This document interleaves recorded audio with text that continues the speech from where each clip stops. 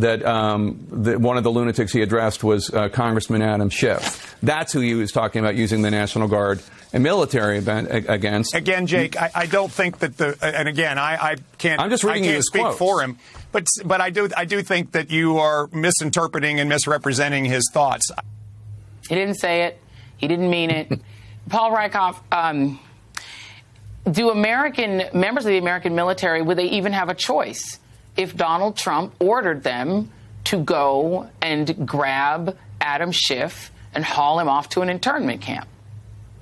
Well, they will always have the right and the obligation to reject an unlawful order, right? And let's hope it never gets to that point. And the scene about that weird wedding singer scene is disturbing and maybe funny, but I think it cuts to the core of what might be Kamala Harris's most persuasive argument, which is he is unstable. He is unhinged. You can't trust him. You don't know what he might do. And I think it's effective because it really does move independent voters in places like Pennsylvania and Ohio and Georgia, because they care about national security. They care about the economy, and they care about having a level of stability and predictability.